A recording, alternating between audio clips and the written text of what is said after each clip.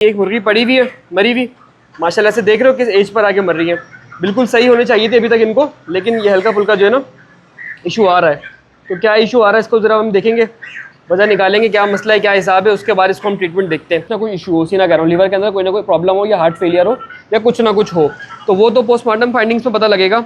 लेकिन जो first impression है ना, उससे हम कैलकुलेट करने की कोशिश करेंगे कि क्या सी। वो ये है कि आपको मैं खाली मोट दिखा रहा हूँ, बट कड़क हुआ हुआ है। तो इस कड़क का मतलब ये है कि बट जो वैसे जो यहाँ पे जो मोटेलिटी थी ना, वो मैं उसको देख के अंदाज़ा हो गया था, सिचुएशन को देख के, कि इतनी पुरानी नहीं है, ये रात से अभी तक की। तो 10-12 घंटे के बट्स की आप पोस्टमार्टम करके चेक कर सकते हैं कि अंदर की क्या सिचुएशन है, क्या हिसाब किताब है। पहली चीज़ ये। दूसरी चीज़ ये कि देखें, पोस्टमार्टम से लोग अक्सर मुझसे सवाल करते हैं कि पोस्टमार्टम कैसे किया जाए। तो पोस्टमार्टम का सवाल ये है कि आप रूटीन में बार बार करेंगे ना, तो इसलिए अब क्या करना है, अब ये करना है भाई कि अब जो है वो ये जो फीड है, ये फिनिशर फीड तो हम इस्तेमाल करेंगे, लेकिन साथ में हम बर्ड को लिवर टॉनिक भी दे देंगे। अब लिवर टॉनिक जो होते हैं वो महंगे होते हैं टेक्निकली, और इतने अच्छे रिजल्ट नहीं देते। उससे बेहतर होता है ये जेटीबार सिरप।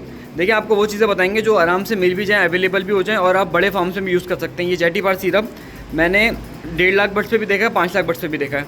अब ये यूज़ करने के तरीके होते ही होता। तो मैं सोच रहा था कि किसी न किसी कोलाई वगैरह के सिम्टम्स हैं, लेकिन ये बेसिकली लिवर ख़राब होने की वजह से ही बर्ड का ये हाल हुआ था। तो ये रहती है कंडीशन, बर्दाश्त करनी पड़ती है हमें भी, आपको भी, सबको भी, और इस तरह की चीज़ें रहती हैं। तो मैंने सोचा कि आपको बता दूं, दिखा दूं। वीडियो को थोड़ा शॉर्ट रखेंगे क्योंकि एक दो काम। अस्सलाम वालेकुम and welcome back to another episode. आज की दोस्तों उम्मीद करते हैं आप सब लोग खैरियत से होंगे। तो भाई आज की जो कहानी है हमारी, वो है अधूरी कहानी। अधूरी कहानी से क्या मुराद है भाई, कल जब मैंने आपको यहाँ की वीडियो अपलोड करी थी, मैंने कहा था माशाल्लाह लिखना, फिर भी कहने के बावजूद 100 कम डिमांड करी थी और कम आए, 100 नहीं हुए पूरे वायरल। तो भाई ये जुल्म हो रहा है। अब समझ ले कहानी ख़राब हो जाएगी, हमारी आपकी लड़ाई हो जाएगी।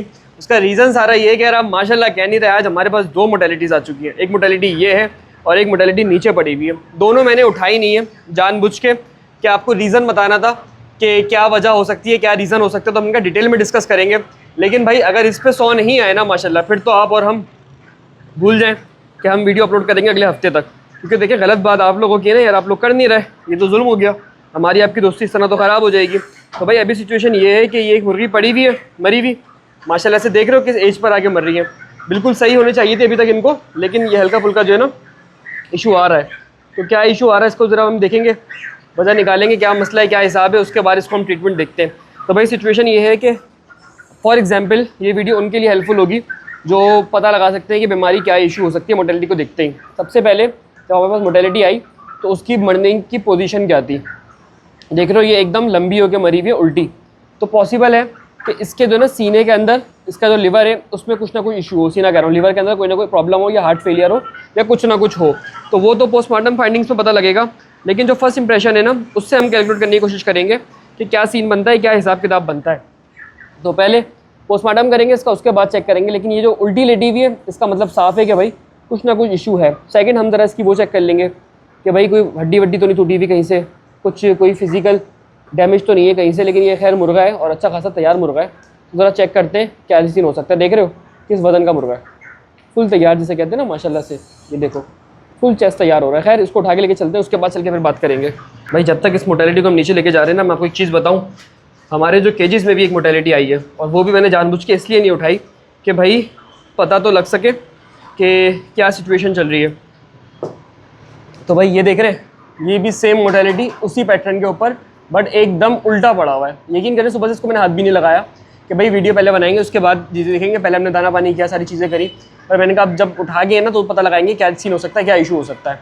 तो खैर इसको निकालते हैं पहले, उसके बाद चल के डिस्कस करेंगे और मैं आपको रीज़न बताऊँगा क्या इशू है, क्या वजह है। इसको निकालेंगे, इसका पोस्टमार्टम करेंगे, यही पोस्टमार्टम करेंगे ताकि एक आइडिया भी हो जाए आराम से, और उसके बाद जो है ना आपको अपडेट देते हैं।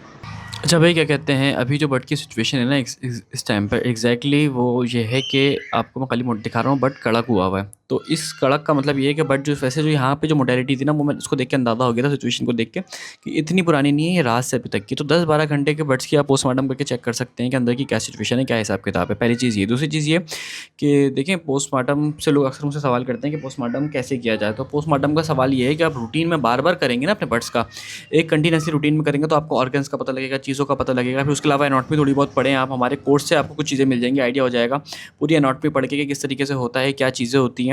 जब पार्ट्स का पता होगा तब आप पोस्टमार्टम कर सकते हैं, अदरवाइज़ कैसे कर सकते हैं। तो इसलिए पढ़ना पड़ेगा आपको थोड़ा बहुत। अच्छा भाई, अभी बर्ड्स की मोटेलिटी चेक करी खोल के, अंदाज़ा हुआ कि क्या इशू हो सकता है, क्या पॉसिबल रीज़न है और किस तरीके से हम उसको ट्रीट कर सकते हैं।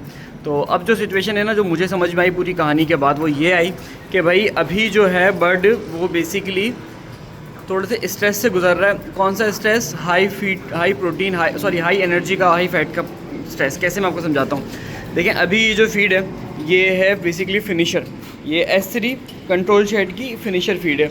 इसके अंदर जो प्रोटीन है वो ज़्यादा होता है, तो जिसकी वजह से प्रोटीन तो ज़्यादा नहीं होता, फैट ज़्यादा होता है, एनर्जी ज़्यादा होती है, जिसकी वजह से जो किडनी वो है लिवर है उस पर डायरेक्टली इफेक्ट पड़ता है।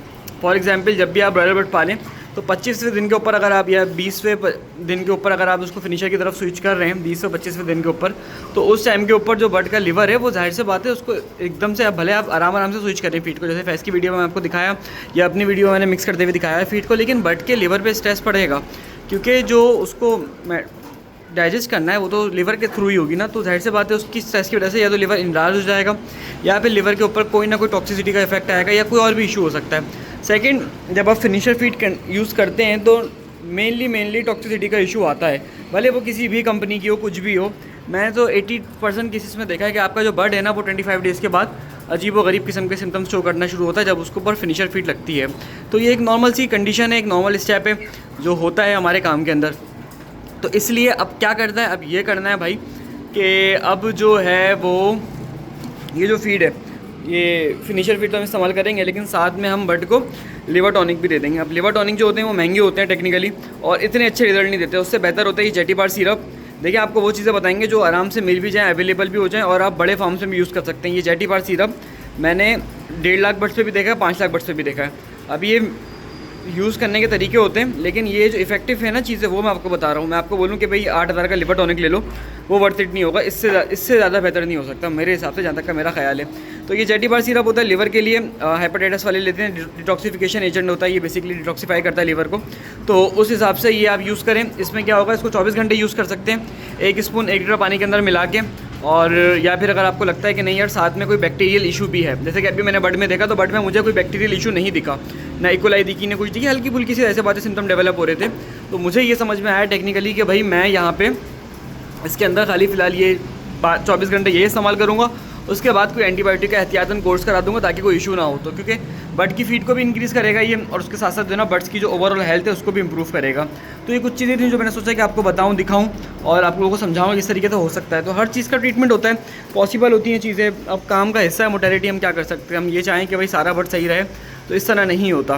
तो मैं सोच रहा था कि किसी न किसी इकोलाई वगैरह के सिम्टम्स हैं, लेकिन ये बेसिकली लिवर ख़राब होने की वजह से ही बर्ड का ये हाल हुआ था। तो ये रहती है कंडीशन, बर्दाश्त करनी पड़ती है हमें भी, आपको भी, सबको भी, और इस तरह की चीज़ें रहती हैं। तो मैंने सोचा कि आपको बता दूं, दिखा दूं। वीडियो को थोड़ा शॉर्ट रखेंगे क्योंकि 1-2 काम और भी है मुझे ज़रा उसमें लगा हुआ। उसके अलावा ये है कि भाई आप लोग मुझे ये बताओ, नेक्स्ट व्लॉग में जो हमारी ये साइड वाली जगह है आप लोग बताएंगे तो हम सोचेंगे कि यहाँ पर भी केजेस बना दें या नहीं बना दें। एक्स्ट्रा ये समझ लें फीड हम किसी और जगह पे कहीं स्टोर कर लेंगे, इतना इशू नहीं है फीड का। लेकिन अगर हम यहाँ पर भी केजेस बनाते हैं तो आपके ख्याल में कैसा रिस्पांस रहेगा? मेरे पास केजेस पड़े हुए हैं, मैंने खाली लगाने की मुझे देर है। थोड़ी सी जगह कंजस्टेड हो जाएगी, लेकिन कंजस्टेड ऐसी हो जाएगी जैसे ये जगह है, गली दिख रही है आपको, लेकिन कम वेंटिलेशन पे अच्छा और बेहतरीन काम हो जाएगा। तकरीबन अगर मैं यहाँ पे केजेस लगाता हूँ तो 100-150 चूज़ों की कैपेसिटी बढ़ जाएगी और ज़्यादा से ज़्यादा कुछ नहीं हो सकता। तो आप बताएं आपके ख्याल में क्या कहते हैं, आप लोग करना चाहिए या नहीं करें? आप लोग जैसा बोलेंगे इंशाल्लाह वैसा हम करेंगे। तो फ़िलहाल ये सिचुएशन थी जो मैंने आपको सोचा दिखाऊँ, बताऊँ और समझाऊँ कि भाई ये सिचुएशन चल रही है काम के हिसाब से और ये कंडीशन है हमारे बर्ड्स की। तो उम्मीद है कि वीडियो आपको समझ में आई हो। वीडियो समझ में आई हो तो वीडियो को लाइक करेगा और साथ में अगर मुझसे फार्मिंग सीखना चाहते हो तो फार्मिंग का कोर्स बाय कर सकता है जिसकी फीस 2500 रुपीज़ है। कोर्स की मज़ीद डिटेल के लिए आप हमारी टीम के व्हाट्सएप नंबर पर कॉन्टैक्ट कर सकते हैं।